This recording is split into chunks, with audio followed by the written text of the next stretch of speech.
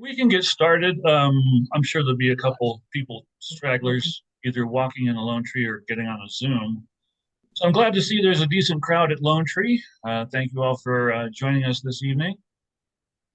I thought you were sitting. All right. And do we have any guests at Lone Tree? Yes, one just walked in. All righty. Jeanette? Yeah. Look at that, I've already got her on the chair. Oh. Yeah, Jeanette, you would just say a little hello and give us a little bit about yourself, how you found us, type of photography you like to do, those kind of things. Oh my goodness. Yeah. Well, hello, I'm Jeanette. It's the first time I've come here, and I've watched a few of your events online, and just I need to come down and check it out. Good. What kind of photography do you like? You know, it's been part of my life forever. I'm an ex-journalist and magazine editor, but I've only really just started to take pictures seriously, well, more seriously myself. So, Jeanette. Sounds like you're a Colorado native. I'm Irish. Close enough. Yeah. From Dublin.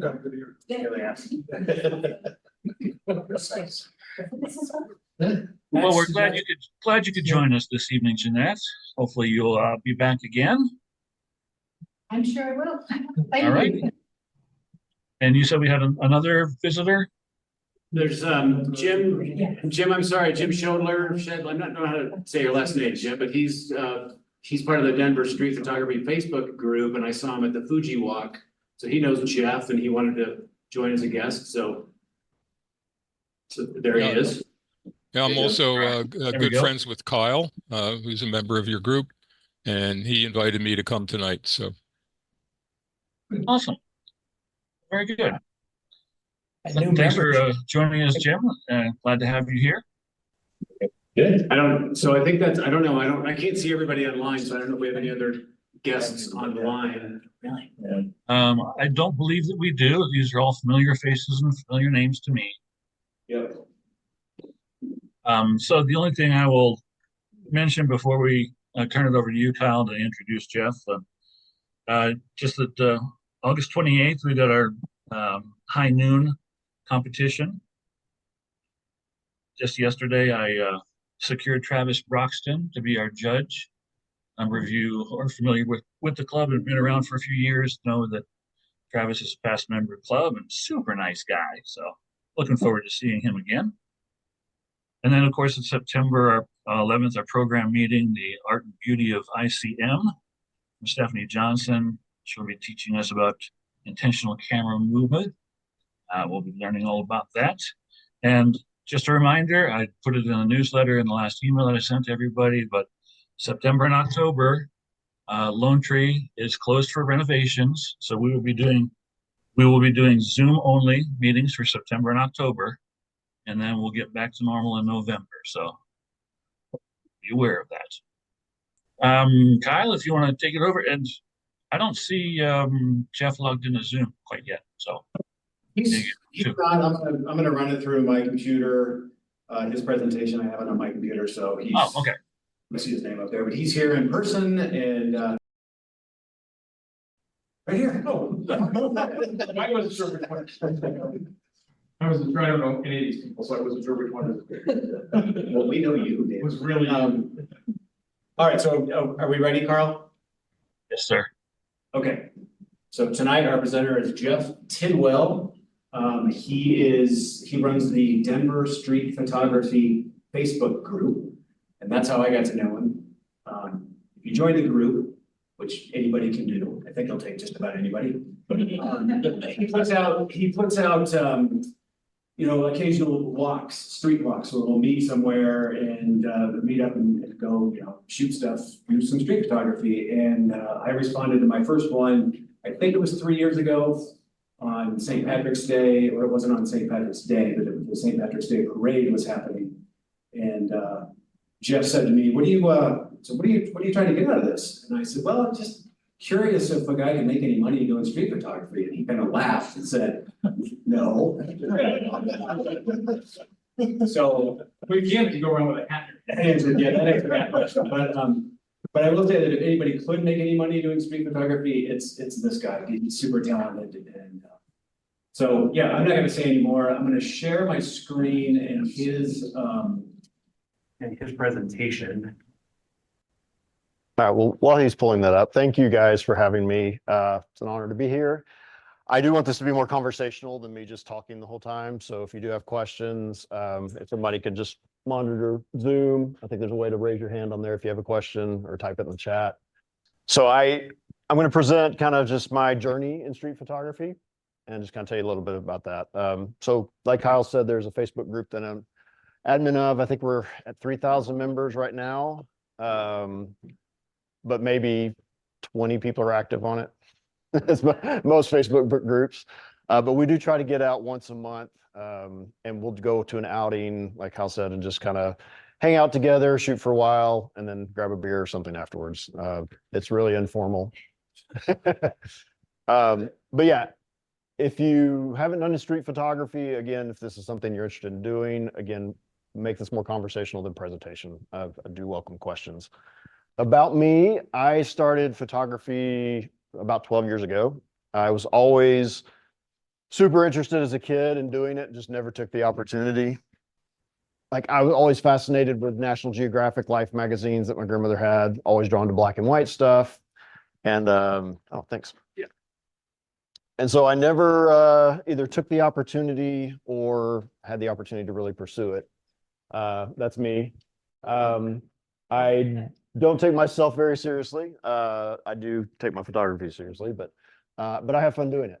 And so 12 years ago, when I started in all this, I went on a mission trip to Romania and bought a camera. I was like, you know what? I'm going to document this trip. I'm there for 3 weeks. Had no idea what street photography was. I just knew I wanted to take pictures.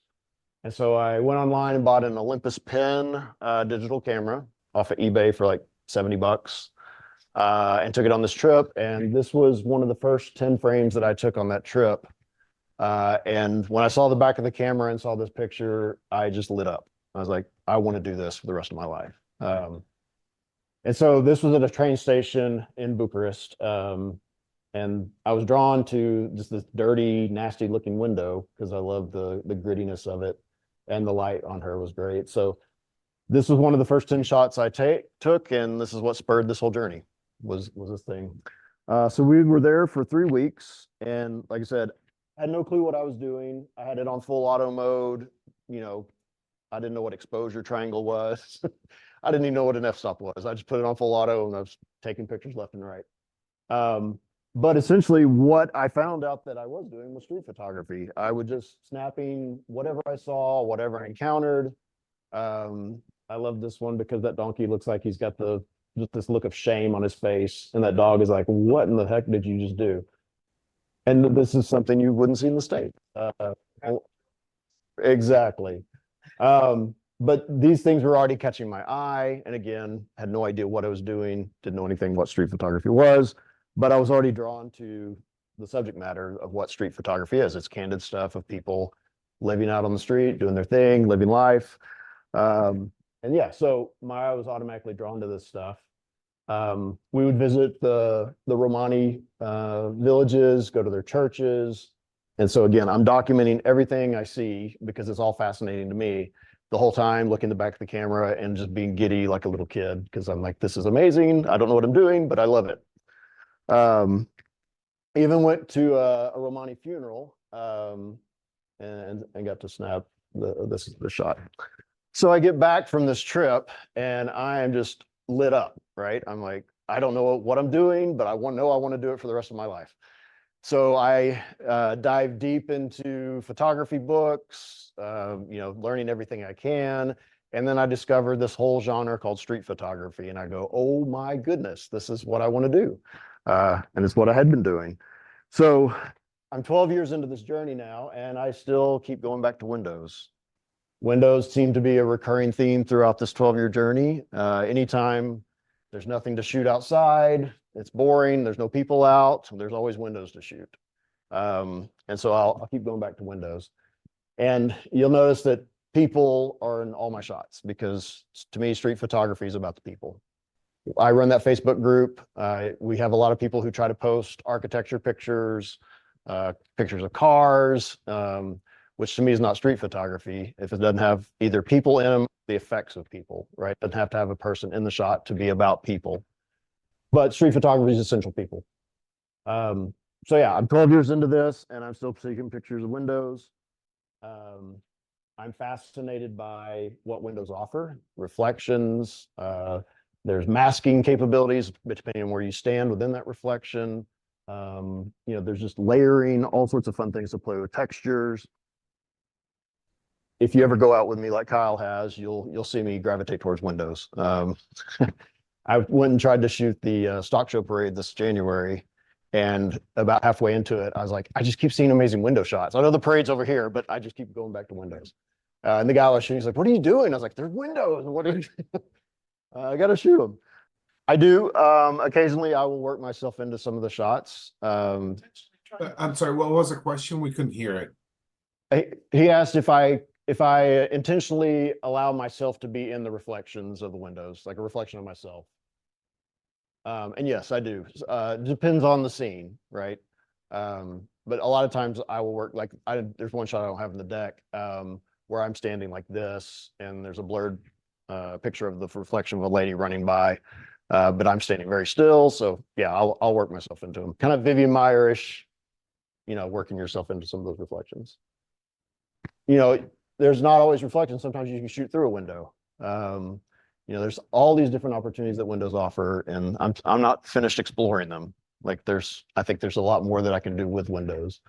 But it's just a fun fallback, right? I shoot all sorts of street photography, but this seems to be that recurring thing that I fall back to. And also, if you're new to street photography, windows give you a barrier between you and the subject. So if you're scared, like kind of timid about approaching people, you've got to paint a glass between you and them. And if they start getting upset, you have opportunity to run away. So, so yeah, there's that. So here's me in the reflection. This was a different one than I was talking about, but this was actually in Boulder, and there's an elevator that comes up and down in the section. I probably took about 40 frames in this spot. But she saw me and jumped to the side and did that whole thing. So that was a pretty funny one. But again, you've got layers, textures, you've got mountains, you got cityscape, you've got her, you've got me. There's all sorts of stuff going on, even refractions within there. So it's just a fun medium to play with when you're out doing street photography. I also do other types of street photography. Juxtaposition is always a fun one. It's hard to find in Denver, though. These are both in New York. New York is just a treasure trove for street photography. I'm so jealous of people who live there. Every time I go, I will, in a day, probably shoot enough good ones that I would take 3 months to shoot here in Denver. So there's just never-ending opportunities to find some good stuff in New York. I also play with light and shadows. Movement. I'm always experimenting with different stuff. Kyle and I were talking on the way up here, like I'm never satisfied with just a still frame. Like I want to pack the frame with information. I want to play around with what I can do with my camera gear. As camera technology is advancing where you can shoot 120 frames per second, you've got 100 megapixel sensors. I'm kind of moving the other direction. Like the other day, I bought a $28 plastic disposable camera lens that mounts to my Fuji camera on Amazon the other day because I was like, let's see what we can do with this. But yeah, so I'm always experimenting, always playing because I want this to be fun. When I first got into photography, that's what drew me into it. It was fun, and 12 years in, I'm still having fun with it. So again, playing with layering, reflections, shadows. This is actually one of my favorite shots I've taken downtown, mainly because the lady in the back is creating the silhouette that we're actually seeing her through that reflection in the windows. So it's blocking the light. And so there's this kind of double silhouette kind of thing going on. Then you got the guy on the left that you can't even see in the frame because he's kind of right there. You see his feet, but the sun's coming down and casting that shadow. So this was just a fun shot downtown at Union Station. I also do shoot in color when color makes sense, but normally I'm geared towards black and white. I'm drawn to the mystery that black and white, the story that black and white tells, the details, everything that black and white offers that I think a professor once said, one of my friends had a professor that said, if you're shooting color, you're shooting for color. If you're shooting black and white, you're shooting for everything else. And I kind of hear to that. Yeah. But as part of the actual shooting black and white, you're actually shooting in black and white with your camera. I shoot raw with a black and white preview in my digital. I shoot a lot of film still, but if I'm shooting digital, my preview is in black and white. And then I shoot, for you guys on screen, you probably can't see this, but this is kind of my go-to camera right now. It's a Nikon Coolpix, and it has a black and white mode that I love the JPEGs right out of the camera. So there's no editing, it's just straight out of the camera. But they're nice, crunchy, contrasty black and whites. So, but if I'm shooting digital, yeah, I'll still shoot raw. But in the preview, it's pretty much black and white. But no, when color makes sense, I love color. Like color is great. When color adds to the story. But if I have a choice between color and black and white, I'm going to go with black and white. I don't know. There's something about black and white that has always drawn me in since a kid. And I shoot weddings, and I wish I could get a client that would let me shoot the whole thing in black and white, but I haven't found one yet. Right. Right. They pay a lot of money for those flowers, and they want to see those colors for sure. Yeah, I think black and white, if this was in color, I think it would distract from the story that this frame tells. There's so much going on in here, and you know, that bunny in the background just adds a little bit of mystery. And if that was, anybody have questions about what's going on? Like the legs and the reflection underneath that liquor bottle, and the lady and then the left, and like it's obviously the bunny, but like, come on, that's just full of wonder and curiosity. I wish all my frames were like that. Not always. Yeah, again, just more black and white. I love the tonalities that you can play around with in black and white. I do street portraits. This is something that I kind of shied away with when I first started doing street photography, because in my mind it had to be candid. You know, if you interact with the subject, then you spoil the scene. You may have heard that before with street photography. And so I don't know, about 8 years ago, 4 years into this, I was like, why am I not taking portraits? I meet so many interesting people on the street, and most of them are really talkative, really friendly. And so I started doing street portraits, and I'll carry an Instax with me, a little Instax Mini Evo with me. So I'll take these either on my other camera, but always carry this with me so I can give them a print immediately to take home. So it's just a nice way to give back. They gave me the time to take a frame of them, give them something to take home. But yeah, you'll meet some great people on the street. One of the biggest fears of street photography is encountering someone who's belligerent or angry when you take their photo. So what I do is I either carry a zine of work with me, and if I don't have that, I'll pull up my Instagram. I've only had maybe 4 or 5 people get really mad at me over the 12 years that I've been doing this. I think they were having a bad day before I ran into them, and then I just escalated that. But yep. Jeff mentioned a zine. I mean, I don't presume that everybody knows what he's talking about, but he's got a book printed of all of his work, the literal physical book that he can hand to somebody. What are you doing? Why are you sticking that camera in my face? Here's what I'm doing. That's what he means. A zine is like a small magazine, like a little booklet. Yeah. But a lot of times if I ever run into somebody and they get angry, I'll whip that out. I'll give that to them, and I'll say, here's what I do with this. You know, it's nothing nefarious. I'm not doing anything, making fun of people. This is just documenting life out on the street. And 9 times out of 10, once they open up that book and start leafing through it, they're a fan. And I usually take a portrait of them afterwards. So, oh, will you take my portrait? So it's a good just way to de-escalate situations on the street. But again, I've been doing this for 12 years. I've had maybe 4 or 5 really bad encounters. Most people don't care. Like, I smile, I take the picture, I give them a peace sign, say thank you, and either they just keep moving or they laugh. Those are the 2 interactions I usually get. Yeah. Not if I'm I live for candid moments, so I never ask for permission until I take the frame. And then if I talk to them afterwards, I might show them the picture and make sure it's okay if they want to look at it or not. But a lot of times, no, I snap the frame, peace, give a smile, say thank you, and keep moving. Yes. What lens do you primarily use? My go-to is a 28 millimeter. Yeah, I like Right. I like wide and I like a lot of information in the shot. So I don't like a lot of depth of field. I want to capture everything that's in that frame and make it look like it's part of the frame. Unless it's a portrait, of course. But 28 millimeter is kind of my favorite focal length for that. You do have to get a little closer to people, obviously. But to me, it feels more intimate when you look at that frame, whether if I was using a 50 or an 85, you feel very distant from the subject. Jeff, just a quick question. Yes. The two folks, the two guys that you had on that last frame, do you find that when you're approaching people or talking to them, the choice of words that you use, like calling it a portrait versus a picture, makes a difference? I think how you approach people makes a huge difference. Yes. So I'm always very upbeat, smiling, complimentary of whatever. So the guy on the black and white photo here, I was actually driving down Colfax and saw him and did a U-turn to go back to ask him if I could take his portrait because I saw all the tattoos on his face. He had a shirt on, and I approached him. I was like, "Hey, dude, your tattoos are amazing. Would you mind if I take a street portrait of you?" And he's like, "Do you want my shirt on or off?" And I'm like, "Off." So yeah, I'll do that a lot. If I'm driving, I see something that catches my eye, it's like a quick U-turn, and a lot of times my wife gets mad at me because she's like, "You need to keep your eye on the road." But I'm like, "But there's so many things that I'm seeing on the road." But no, he was really cool. He was like, "Yeah, shirt off." And dude, he went into full model mode.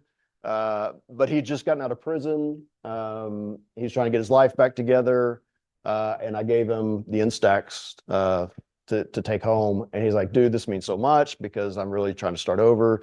This just helps me see myself in a positive light. So thank you for stopping and doing this."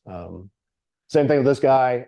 I took a candid of him and it was a horrible candid. And that's usually the case. Like I'll take a horrible candid picture and then that's the one that are like, "Hey, what are you doing?" I'm like, "Yeah, that frame wasn't even worth it." But anyway, I talked to him for a little bit. I go, "Well, I can take some shots." And again, full model mode. He's like, just went for it. And if I find that the people that I do stop and talk to and offer portraits, they're super excited. I don't have the picture in here, but last week I had the Rolleiflex out shooting some portraits and I waiting for my wife to come out of Goodwill. And this lady came out of I think it's Party City or something like that with a big bunch of balloons. And I saw her, I was like, "Oh, I got to take a picture of this." So I went over to her and was like, "Hey, can I take your portrait?" She's like, "You want to take a picture of me?" I was like, "Yeah, I think you look great today. The balloons look awesome coming off, over the top of your head. It would make a great picture." She's like, "Yeah, I would love for you to take a picture." And so I got the Rolleiflex set up, took a shot, and she's about to move on. I was like, "Oh, hold on, but would you like to take one home with you?" And she's like, "Oh, you can do that." I was like, "Yeah, give me just another second." Took the Instax out, took that, printed it out. She looks at the picture after it develops and she starts crying. And she's like, "You made my day. My sister's birthday is Thursday. This is why I'm getting the balloons. I've been feeling kind of depressed, but you really made my day today. So thank you for doing it." So I get to experience a lot of those encounters on the street as well. Quick question for you. I'm sorry, I couldn't find a way to raise my hand. But you mentioned that you prefer a 35 millimeter lens. Is that so that you can get a whole bunch of information and then you can crop?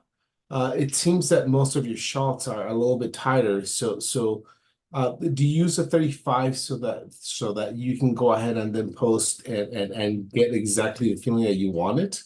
So all my candid shots are either at 35 or 28. Like this one was done on a Leica Q, so I know this one's at a 28. But no, I crop maybe a little, but not much. The most I'll do is straighten a picture up. Yeah, you meet some interesting people, some characters out there, but it's always fun. I have, I think, just as much fun taking the picture as I do with interacting with people on the street. I'm pretty kind of introverted, but when I've got a camera in my hand, I tend to be a little more extroverted. But no, it's cool. You get to meet some fun people. Oh, here's some of the Instax that I give out. So yeah, it has color, black and white, like some kind of retro looking thing on it I never use, but it's mainly just the color black and white settings. And the black and white's actually really nice. And if you do have an Instax and want to shoot in black and white, buy the color Instax film because the monochrome Instax film is not as sharp. It's not as contrasty.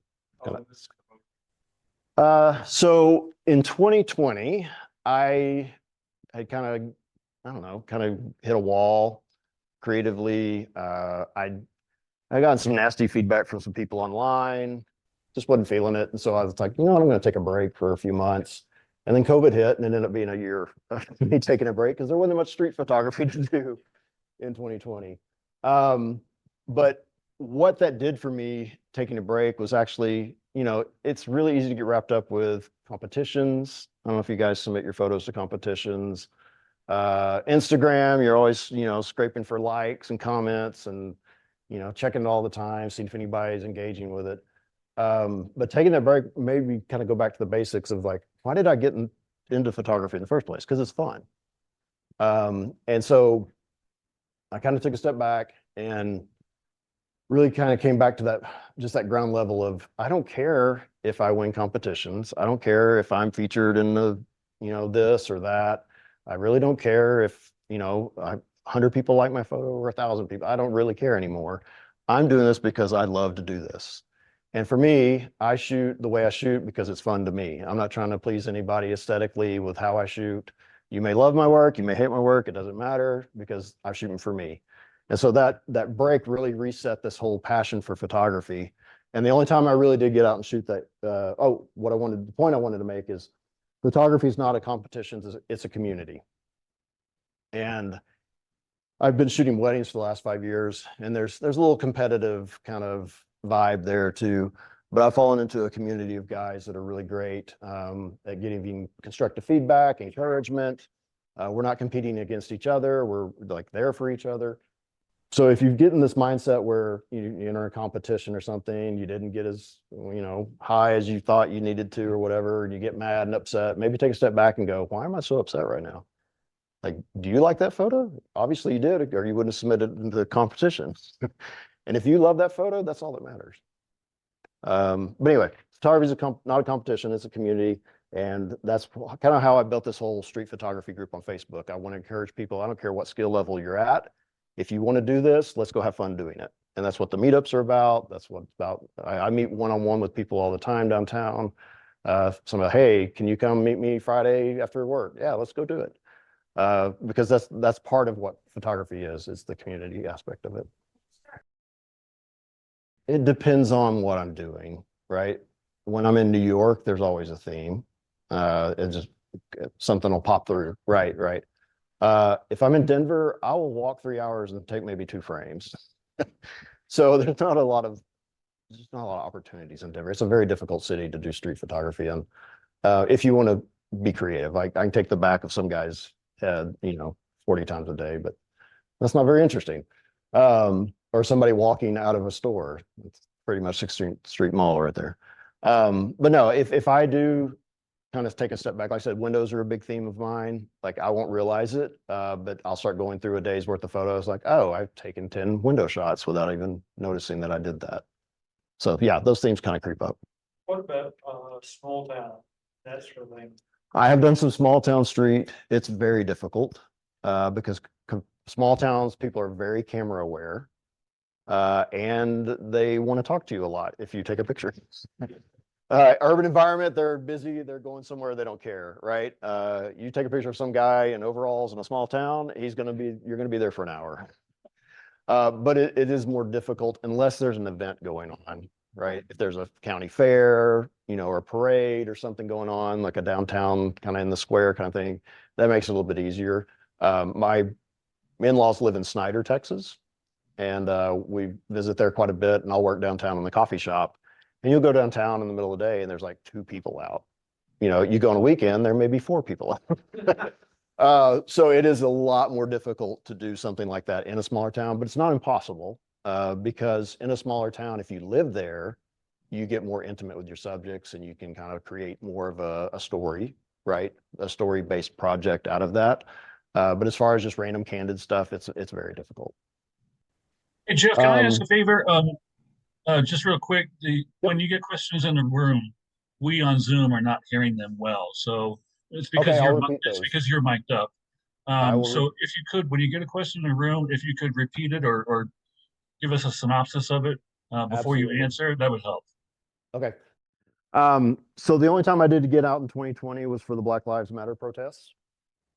This was an, historical event, and I wanted to be a part of it just to be able to capture that moment in history.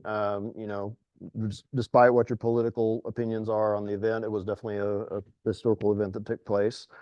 And yeah, this was my first time to ever photograph a protest. So again, just kind of going out there blindly, doing my street photography thing at an event. And so these are some of the images that I captured. Very powerful, very emotional on both sides of the camera, capturing all of this. There were definitely people there who weren't there for the cause. They were there just to, cause issues. But aside from that, I thought it was a fairly peaceful event. But there was tear gas. I got my first taste of tear gas. That was fun. You had guys like literally peacefully sitting in the front, and then people in the back shooting fireworks at the policemen to upset them, and then the tear gas would come. So yeah, this was a very interesting day for me, just to get out and like I said, document this, because this was something I've never done before. There was a parade, and this is one of the encounters that I had where I took a picture of this lady. If you can't see in the photo, she is crying here. And I took the photo, and then I just asked her, like, ma'am, can I just, what are you feeling right now? And her response was like, I've never felt this much hope in the regards to racism as I'm feeling right now. And so that just kind of documented and captured that moment. Again, draw back to windows. I just can't get rid of them. But no, the windows here, just again, playing with those reflections, the layering. I just thought that was a very interesting take on the Black Lives Matter protests. Yeah, very powerful, very emotional day. I was glad I was there to document it and be a part of it. As I said, to me, photography is all about having fun. And if I'm not having fun, then I will stop and ask myself, why not? And what can I do to make it fun again? So in 2023, I did a year of film. I've shot film off and on, throughout the 10 years leading up to this. But in 2023, I said, you know what? If I can do a year of film and take the photos of the quality that I'm taking with the digital camera, I can kind of prove to myself that I'm doing this right. And so this year, I shot 76 rolls of film, and I used up 42 packs of instant film between my Instax and my Polaroids. I used 24 different cameras throughout this year. And I took on some projects that I'll go over here. This is when I started the film project. This is what my cameras look like. This is what it looked like at the end, because I was constantly pulling cameras off, putting them on. And this is kind of how it still looks, because I'm still using these cameras from time to time. So I thought I would be all organized and pretty with my camera display, but this is the reality of what it really is. Yes. You have a dark room in your house. Yes. Yeah. So she's asking if I developed my own film or took it into a lab. I develop all my own film because I can't afford to take it into a lab. Yeah. So black and white is super easy to develop at home. Color can be a little bit tricky, but I developed all of them at home. Yeah, because there's no way I could have afforded to take it to a lab. Like, what's your preferred black? It just really depends. For medium format, I love pan. Yep. Just because I love the low. Because in my Rollie at 2.8, you can't shoot it wide open very often in broad daylight. So that 50 ISO helps me, be able to shoot a little more wide open. Oh, sorry. What film stock do I kind of gravitate to? Yeah, and then for color, it just really, I'm not a big color guy, so most of my stuff's in black and white. Yeah, so these are some shots that I took on film that year. Again, kind of proving to myself, if I can do it on film, then I feel better about myself using a digital camera. This was in Las Vegas. That look on her face still just haunts me. When I took the frame, it was like striking. And every time I look at this picture, I can just feel almost her discontent with me taking that photo. Can I ask a question? I'm on Zoom. Why do you feel better about shooting digital having shot on film? I think on digital, I can rely on the raw to make adjustments in post. Whereas in film, I don't have that option. You know, I can burn, dodge a little bit, you know, push, pull, you know, if I'm doing development. But really, I'm doing everything in camera, you know, manual. All my film cameras are manual. There's no auto setting. So I'm doing everything very technically. Whereas digital, you know, if I overexpose a little bit, I can fix it. Or if I underexpose, I can bring everything up. So it's just, to me, it was just a personal challenge of mine to kind of prove to myself, you know, if I can do it on film, I feel better about the digital stuff. Thank you. I have a question for you, Chad. Sure. So you introduced us, if one guy can make money on street photography, it's you. But then you mentioned about that you cannot send your stuff to the lab. So I was just curious, what's the discrepancy on that on those statements? And once again, I'm just curious. I do love your work, but I just want to hear it from you. So what was the question? Sorry. The question is, you were introduced as you can make money with street photography, but yet you don't have the budget to go ahead and send stuff to the lab. So I guess the question is, do you make money with film photography? How do you make money with film Oh, photography? gotcha. So yeah, I think you misheard. No, you can't make money doing street photography. Got it. Okay. Thank No, I mean, the only people who are making money doing street photography are YouTube influencers, or, you know, they shoot for Magnum. You know, obviously Alex Webb's making a ton of money doing his books. But no, if you could, I print zines, like little magazines of my work. I'll sell some of those, but I'm good if I break even. Sometimes I'll sell prints, but no, there's no, this is strictly a passion hobby. There's no financial gain in it. well, and it's really wonderful work. Thank you for your answer. Appreciate Oh, you. thank you. Appreciate that. So I'm sorry, I was a little bit late, but are you from here? I'm from Denver, yes. But you do quite a lot of traveling to large cities, large Yes. urban areas. So when you're here, you were saying it's frustrating about shooting here in Denver, which I would agree. I don't do a lot of urban kind of things. So what do you do when you feel stifled about, I've been down to Market Square, I've been over there 15 times, there's nothing to shoot down there. So how do you push yourself to go and say, I'm going to find something new and interesting? Yep. So the question is, I do travel. So when I'm traveling, it's very easy to find new inspiring things. But when I'm in Denver, and I've shot the same location over and over, like how do I inspire myself creatively to keep shooting? It's a good question because I often face that challenge here in Denver. So a lot of times I will play with shutter speeds. Like, okay, I'm not going to just take a straight frame at 1/250th of a second, like a fast frame. Let's try it at 15th of a second, you know, and I'll play around with motion blur, light, shadows. And, you know, the sun changes throughout the year in Denver. If you go downtown, you'll have a patch of light that's amazing and it'll last for like 10 seconds and it's gone. So working at different times of the day so I can get different light. That's always something that I do to mix things up. And then events, you know, there's a ton of events in Denver. So if downtown's getting boring, you know, I'll go to the jazz festival or something just to mix it up a little bit. With lots of contradictions, especially with all the immigrants. Sure. Here, assimilate or not or whatever. Yes. It's not New York City, no. No. But there are some really interesting places around town. Absolutely.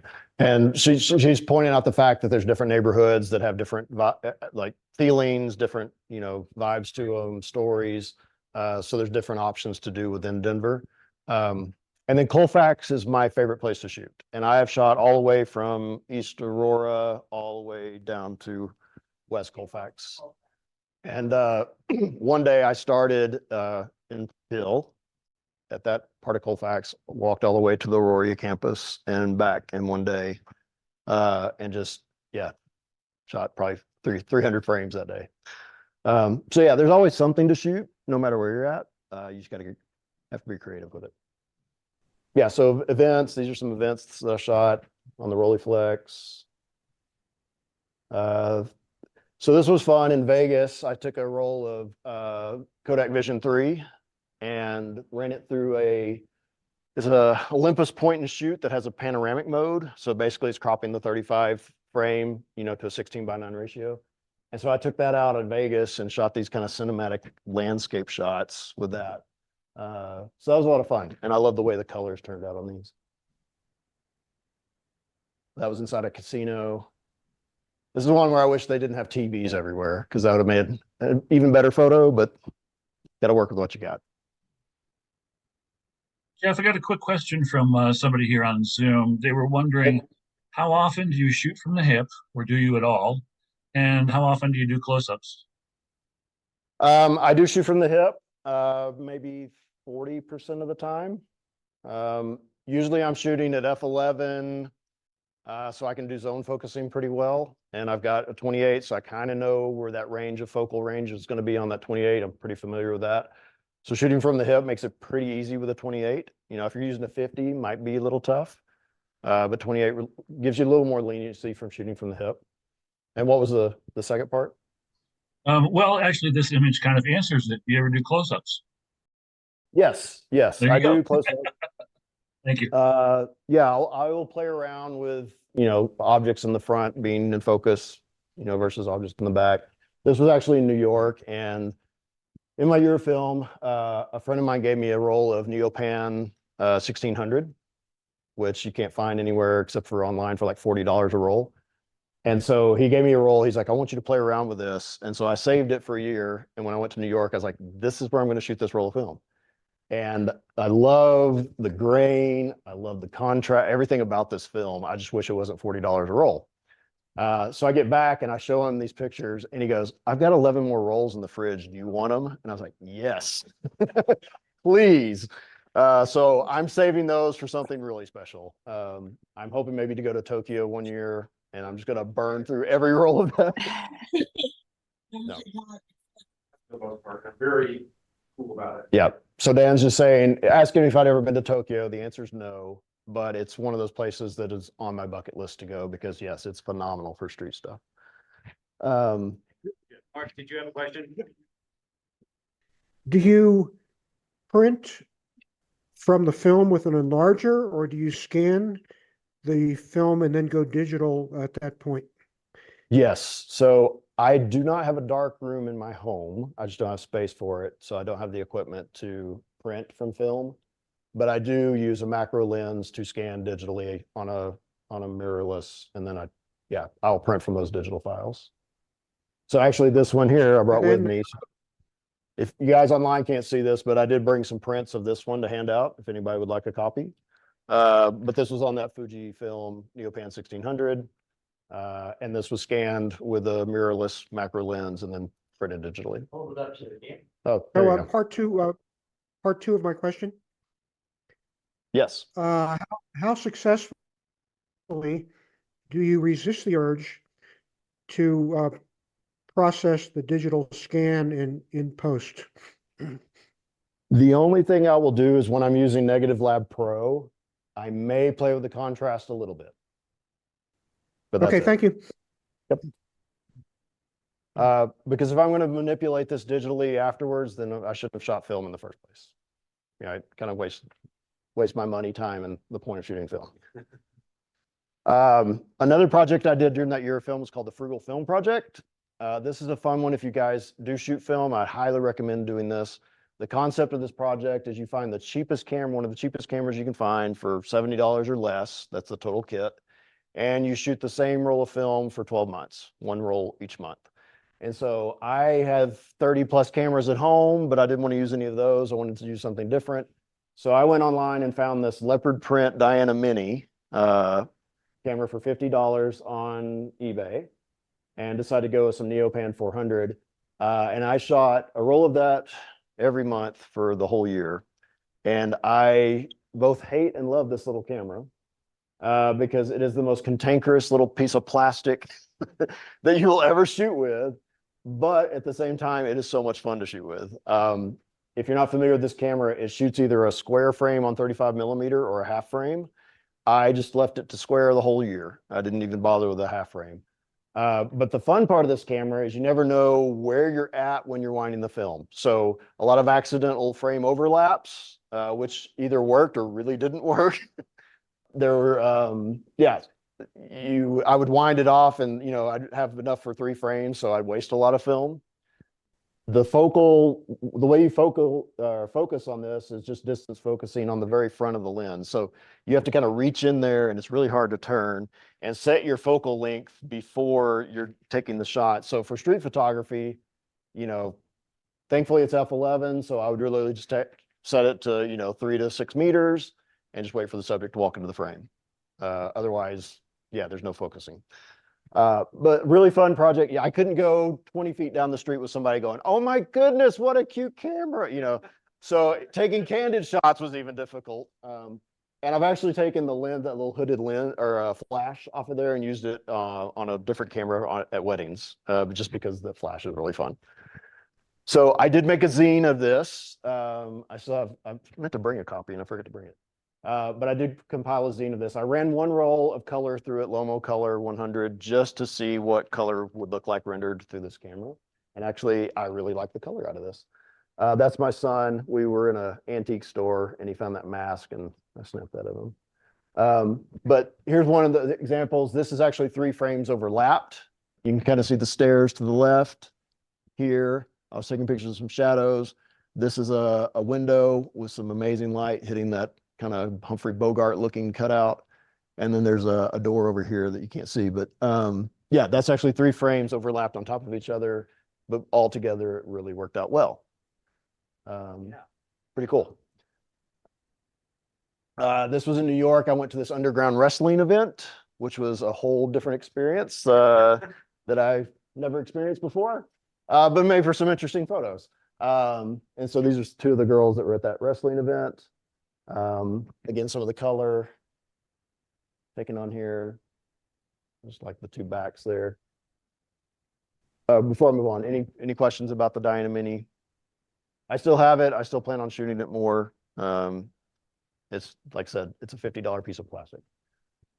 Fun stuff. I went on a walk with him once that Jeff had that, and I didn't know if I should take him less seriously, more seriously, or what.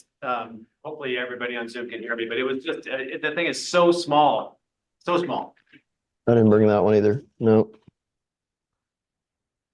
But anyway, fun project. If you do shoot film, I highly encourage you to look it up. You'll be glad you did. It's a lot of fun.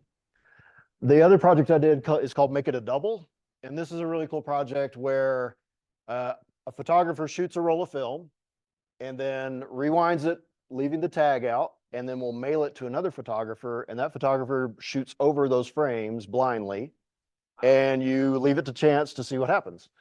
And so I got lucky and paired up with this guy in Las Vegas, and he shot first, and this was on red scale film. And he went out and shot all these Las Vegas scenes. And then I went out and shot street photography over it.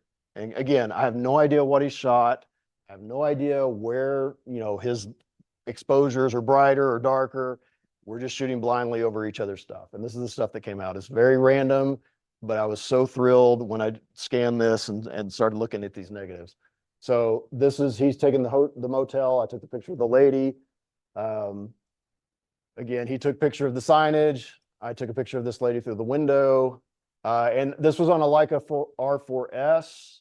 And I did have a little bit of a light leak. The little film preview window had one of the little things that kind of come off a little bit. So all these frames have a stupid light leak on the left side. But aside from that, these were just, when I opened these up and looked at them, I was like, oh my goodness, I can't believe these turned out so great. And again, completely chance. Yep. And that was my first time shooting red scale. And because I'd never been really like, but then after I saw these, like, I need to buy some more red scale.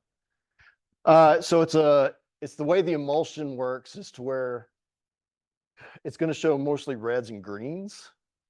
So almost like if you had well, not a filter on your, you can do this on digital. Like there's no way to replicate that on digital. Yeah, Actually, you're wet, you're actually. There's a thing, there's a film package called, by DxO called Film Pack. okay. They have a red scale. They have a red scale filter thing that you can find. Oh, cool. Okay, nice. Yeah, so anyway, that was a really cool project. I started it this year and just ran out of time to get to finish it. But something I'd like to do again. One other aspect is I don't do just street photography. I love to push myself outside of that. So whether it's landscape, which I'm horrible at, some of you guys are probably crazy good landscape photographers. I'm horrible at it, but I still like to shoot it. Nature, you know, I like to play around with everything. Street is still kind of home for me, but I always like to dip my toe into things I've never tried before. And one of those was a boxing event that took place downtown earlier this year. I had a friend of mine, he's like, hey, I got this all access pass to this fireman's boxing event. Do you want to go shoot this with me? And I'm like, yes, I do. He said, but there's only one stipulation. Don't shoot it like a sports photographer, shoot it like you shoot stuff. And I'm like, deal. And so I got to go in and shoot this kind of like I shoot street stuff. So it's all black and white. This was in this antique building downtown. I can't remember the name of it. It's like used to be a Shriners building or something. They just opened it up again, but gorgeous light coming through those windows. Just everything about it. Everywhere I turned, I was like, oh, this is so much fun. And if you're a landscape photographer, like, yes, pursue landscape, get way into it, become the master of it, but explore other things. I started shooting weddings about 6 years ago, and I've noticed that the more I shoot weddings, the better street photographer I am, because I'm learning how to do things in a wedding setting that I usually wouldn't encounter on the street, but then learning those techniques and applying it to my street photography. So one thing weddings has taught me is to slow down. You know, usually at street photography, I'm running and gunning. Like I'm walking, you know, if I see something, I'll stop, but I'm keep moving because I'm trying to find something.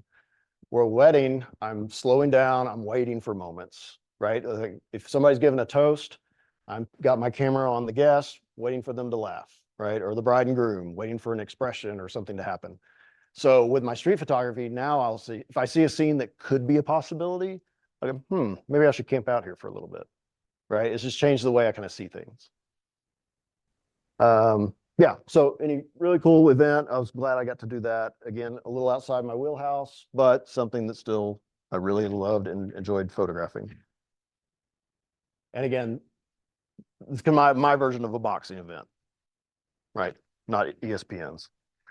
So I mentioned I do weddings. Again, this is something I never thought I would do. It never interested me. Wasn't something I was like, ooh, I want to be a wedding photographer. Actually, someone asked me to do a wedding. I was like, absolutely no. That sounds horrifying. But a couple from my church asked me to do a wedding. And they're like, we're getting married in Philadelphia. We'll fly you up. How much would you charge? I was like, don't charge me anything because I have no idea how these are going to turn out. And anyway, shot the wedding. They loved the photos. I surprisingly loved the photos. And so I started shooting wedding stuff. So I've been doing that for about 5 years. But again, I kind of take my street stuff into my wedding stuff as well. So this was a couple that asked me specifically, can you shoot your street photography way for an engagement shoot, but just make it romantic? And I like, challenge accepted.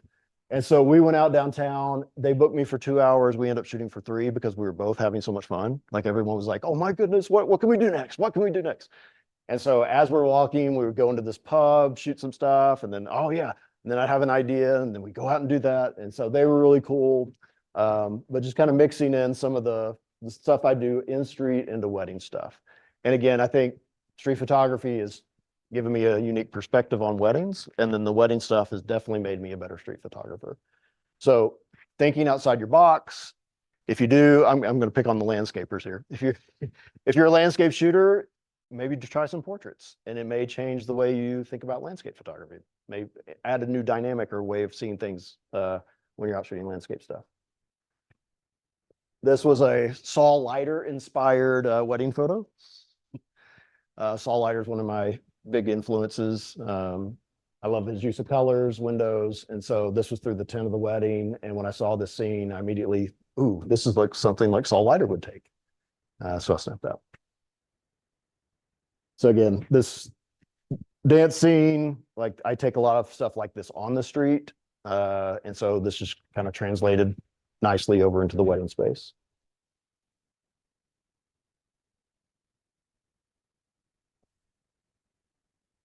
When I just mentioned this, but when I got into photography, one of the first things I studied were painters to learn light, shadows, so Vermeer, Rembrandt. So anyway, at a wedding, I saw this thing kind of unfolding with these kids, and the light was so great. I was like, oh my goodness, this is my Rembrandt shot. And this was a film shot that I shot a few weeks ago.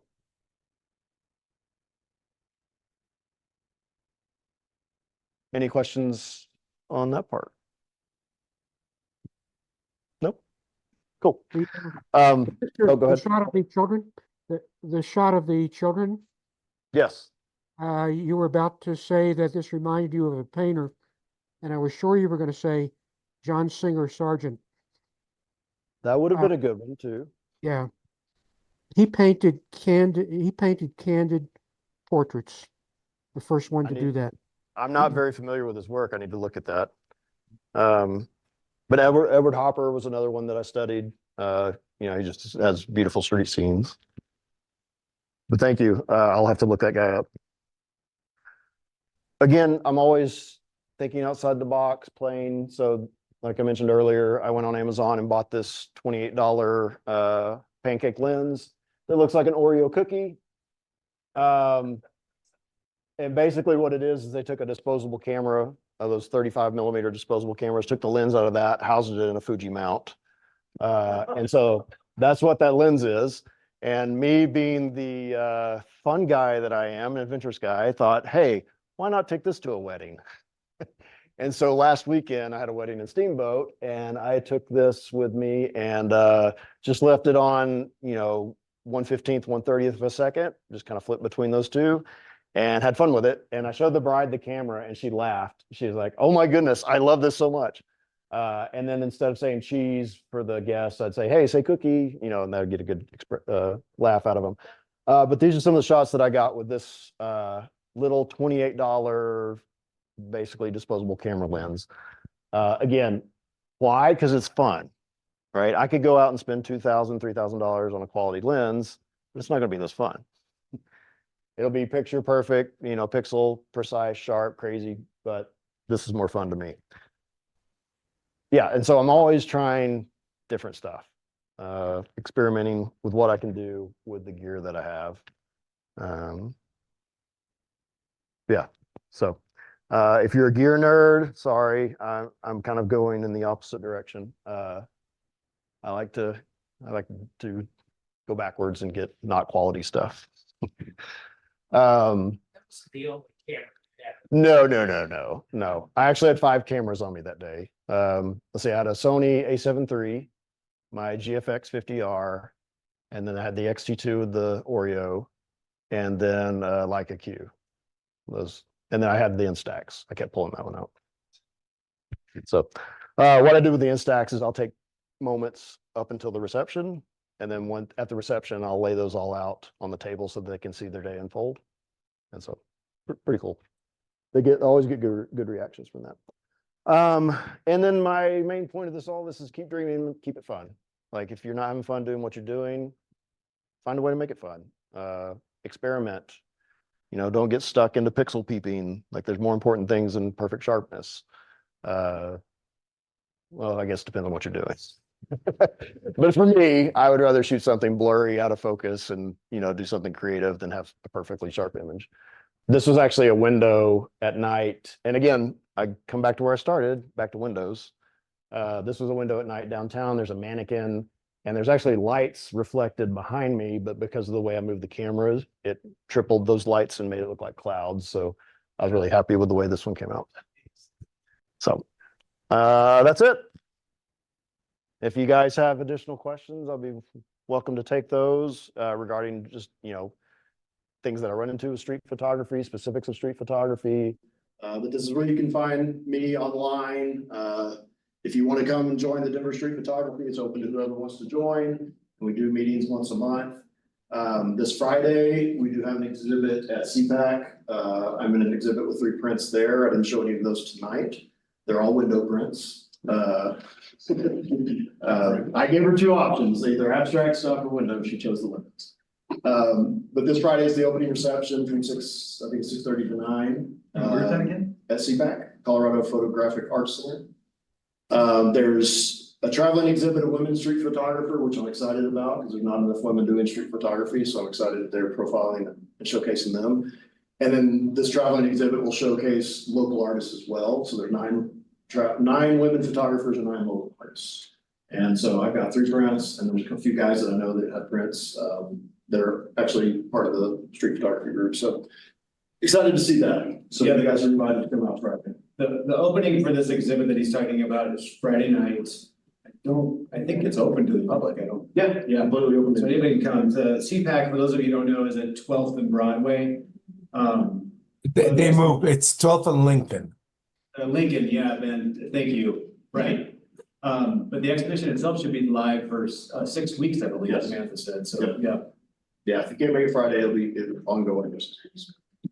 So Chad, is he the one And who's for doing anybody the, on Zoom, I'm sorry, Ben, for anybody on Zoom, I just put the URL to that show in the chat, so you can go and check it out there. And Jeff, do you want to talk about the photo shoot that you're going to do as part of that in September?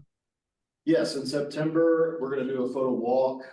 So if you're new to street photography and just want to get out and try it, it's a free event. I think it's limited in space just because I want to be able to sure have one-on-one time with enough people. So it's 20 people. I'm not gonna get that one-on-one interaction. So I think it's limited to 8 to 10 people. But we'll go out and walk around the streets, and yeah, if there's anything you want to work on specifically regarding street photography, or just watch. Rudy is the guy I'm doing it with. He's a great street photographer as well. Just watch his work, whatever that is, but we're gonna walk around downtown and just kind of take people on a little street photography exploration. Do you know what date in September? I don't. I believe that's the 21st, if you're the one who's doing it, Chad. Yes. September 21st. No, the 21st is 2 other guys. The 28th is the one that Jeff is doing. Yeah, I'm on the Yeah. 28th. Yeah. And that link that he said about the opening reception will have a link to that event. Right. But a great way to just get your pinky toes just a little dipped in the water is just join the Facebook group, the Denver Street Photography Facebook group, and see what people are doing. And it's, it's supportive, and it's generally speaking, people aren't raising too much trouble. It's a very respectful group and really supportive. So. Yeah, and there's people of all levels in that group. Some people just starting, some seasoned people. But yeah, it's a highly encouraging group. Try to, make sure everybody feels good about what they're doing. And we do host events once a month. So we'll go out as a group and do something somewhere within Denver. And so it's a great way if you can dip your toe into it. You don't have to be alone. You can go out with a group and just try it out and see if it's something you want to pursue.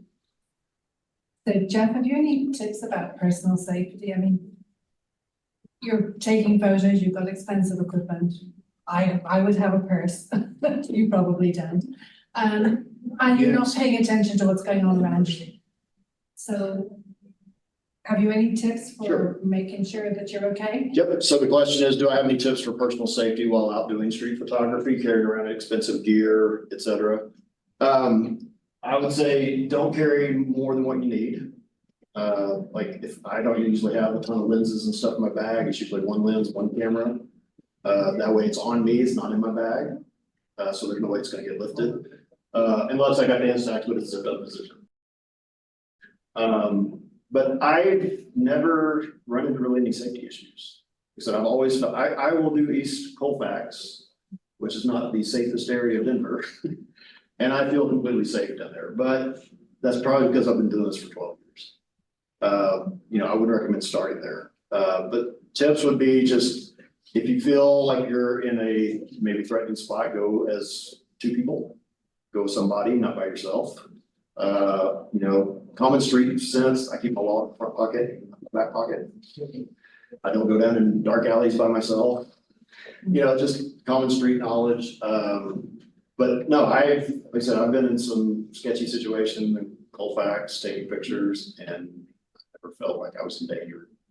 What was the place that you said that you would not recommend starting at? What's that? What was the name of the place that you said that you would not recommend starting at? Oh, East Colfax. East Colfax, thank you. Yep. No, but 16th Street Mall, easy place to do street photography. You got people all over the place, mostly visitors from out of town. They're taking pictures usually with their phones. They don't care if you're taking pictures of them. So and they're redoing all of that. So hopefully when the construction's done, it'll be a little more vibrant, a little more populated. But our Union Station, again, full of tourists. They don't care what you're taking pictures of. So those are two great places to get started. And very safe. Or find an event, go to, when the All-Star game was here a couple summers ago, go to something like that, but Go like Santa Fe Art Walk. yeah, Right. there's a lot of people, so. Yeah. And a lot of the group outings that we do are at some of these events. So again, it gives you opportunity for people to not care whether you're taking a photo or not. It's a safe environment and plus One of the things you kept referencing every so often of people asking you to bring your street photography into their wedding. How would you define then your street style compared to your wedding style? So the question is, I get asked a lot to bring my street style into weddings. How would I characterize that style and differentiate it from a regular wedding? Yeah. Okay. So if you look at a lot of normal wedding photography, it's very clean, it's very bright. And so I'm bringing a little more kind of the mood of the day into a lot of my stuff. It's a lot more candid, a lot less posed. Obviously I'm doing family portraits, the bridal party, groom party, all that. We're doing the formal stuff, but when I'm not doing that stuff, I'm doing stuff that I would normally do on the street. So playing around with layering objects, things like the last wedding I did, they had these big oak trees. And so instead of just staying up front where all the ceremony is, I went way back behind these oak trees and used those to frame the ceremony as it was taking place. So just thinking, kind of outside of what's going on in the immediacy and thinking about the whole area. Yeah, a lot of, like I said, you saw the Oreo shots, there's just something. Any other questions on Zoom? Okay, well, thank you guys so much. I really appreciate the time. Pretty good. When you're. Yeah, great. Carl, are you good? You have anything you want to say? Other than, holy crap, that was really good. Thank you, Jeff. That was awesome. I kind of wish I lived in Denver so I could join you. Obviously, I'll hit the Facebook group, but I live in Southwest Kansas, so I have to do my own street photography in the small town I live in.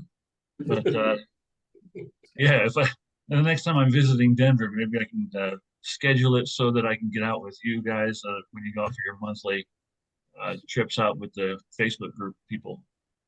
Yeah, absolutely. Or just Impressive. contact me. I'm always meeting people one-on-one too, so. I'm Great. pretty open. Yeah, that's my. All right. Well, yeah, thank you. Thank you for everybody who popped in the Lone Tree, our visitors and our members. Thank you for everybody on Zoom. Hope that you found this as wonderful as I did. Yeah. Yeah, we have 14 people here, Carl. 14. Biggest turnout in a long. It's a world record. Oh my gosh. Yeah. Thanks, everyone. All righty. Well, thank you all. Have a good evening. Have a safe drive home, everybody.